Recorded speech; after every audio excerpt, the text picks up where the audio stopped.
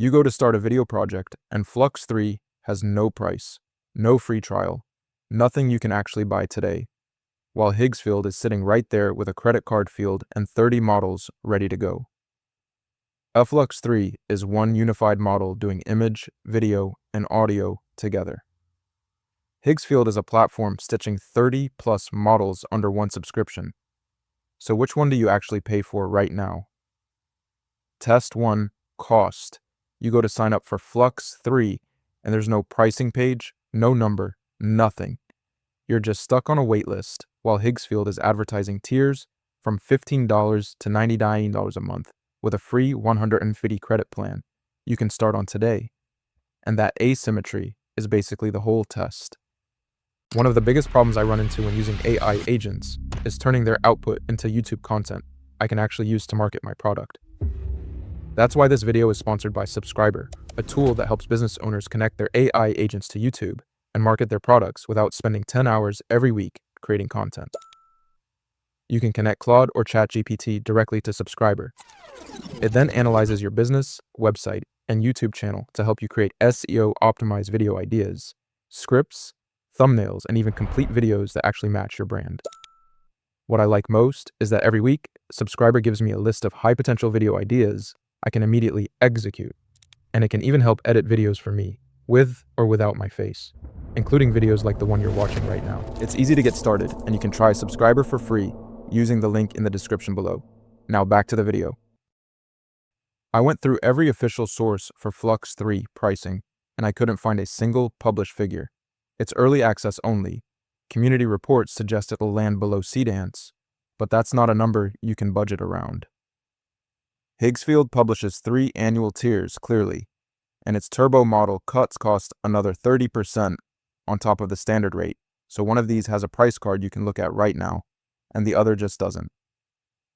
Higgsfield takes cost, and it's not close if you need an answer in 60 seconds about what you'll spend. Higgsfield is the only one that gives you one, so that puts Higgsfield up 1-0. I didn't expect the gap to be this structural. FLUX 3 just has no public price at all. I've spent enough time inside these tools to know that a missing price page is a workflow blocker. Full stop, and drop a comment if you've hit this exact wall with early access models. Test 2, speed. You're on a deadline. You need 10 clips turned around before lunch, and your tool is sitting at a 1-minute generation time per clip. That's 10 minutes minimum just waiting. Higgsfield is claiming its turbo tier runs 1.5 times faster than its own standard model, and the platform is handling 4.5 million generations a day, so this isn't a small-scale claim. When I dug into the numbers, Higgsfield's 1.5x turbo claim is intra-platform, meaning it's 1.5x faster than Higgsfield's own standard model, not a head-to-head against FLUX 3. So read that number carefully. FLUX 3's generation time is community reported at seconds to about a minute, which is competitive, but Higgsfield's proven scale at 4.5 million daily generations shows it can handle real production volume without falling over.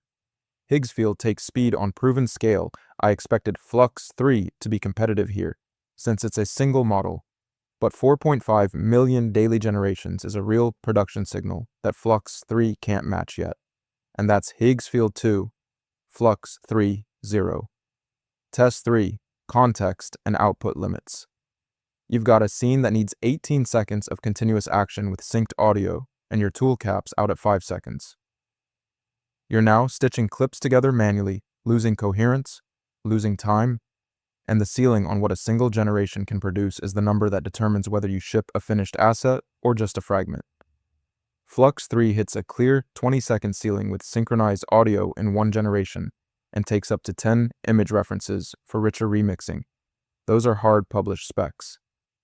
Higgsfield's limits are model dependent, so you'd need to check which of the 30+ models you're actually using before you know your ceiling, which adds real friction when you're moving fast. And the resolution gap matters too. FLUX 3 launches at 720p with 1080p coming, while Higgsfield varies by mode. FLUX 3 takes context and output limits. A clear 20-second plus audio spec beats a platform where every model has different rules. And that's 2-1 now with Higgsfield still ahead overall. I didn't expect FLUX 3 to have this clean of a spec sheet given its early access, but the output ceiling is the one area where it's fully documented. Okay, so Higgsfield is up on the scoreboard right now, but deployment and output quality are still ahead, and those two tests are where the architecture question really bites. Does a single unified model actually outperform a platform stitching together 30-plus third-party models when you need coherent cinematic results? That answer could change everything about which one you choose. Test 4. Deployment and modality.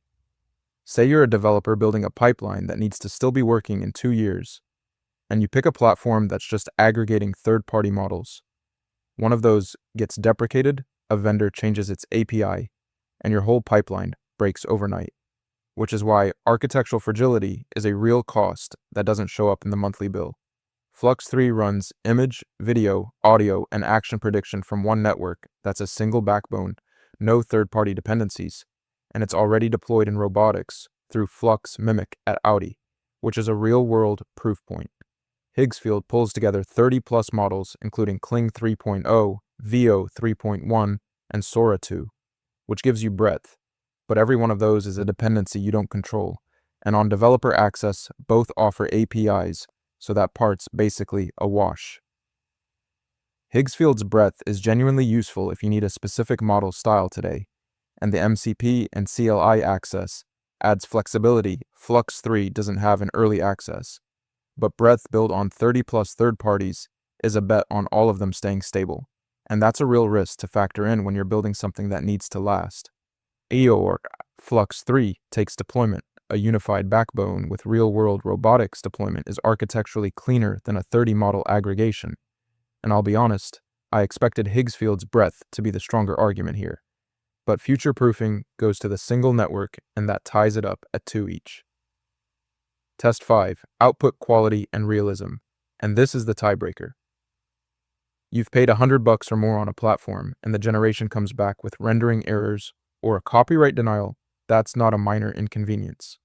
That's a blocked deliverable. And the question is which tool actually produces clean, usable output when you give it a detailed prompt and need it to look cinematic. FLUX 3 users are consistently praising the cinematography with detailed prompts. That's community consensus, not vendor marketing. And worth noting, it's not a controlled lab test. Higgsfield's strength is motion-heavy short form with camera presets, which is a real use case. But users are also reporting errors and copyright denials even after spending over $100 a month.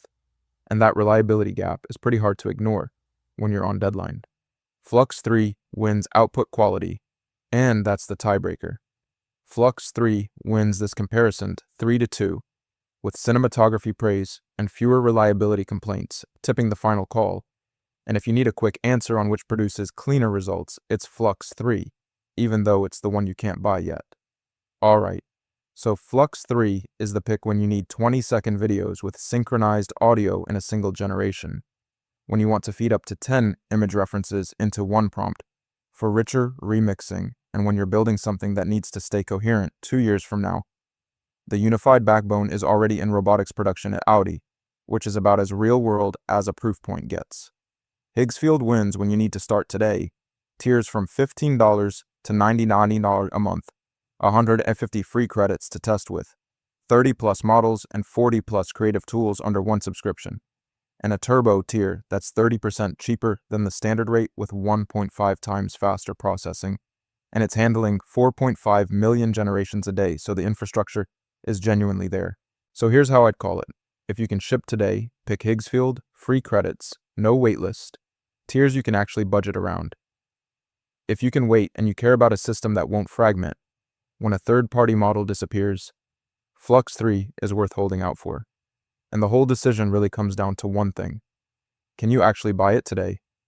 One thing that didn't make it into the formal tests, Higgsfield users are hitting copyright denial errors even on the top annual plan, and I couldn't find a published moderation threshold or appeal process anywhere in the docs. So if your content touches anything remotely ambiguous, you could lose credits with no recourse and no warning before it happens. If video generation is where you're spending time right now, I'd check out the Cdance 2.5 versus Nano Banana Pro comparison next. It's a really interesting look at how two very different pricing models play out. when you're actually generating at scale, and it'll give you a lot more context for where tools like these are heading.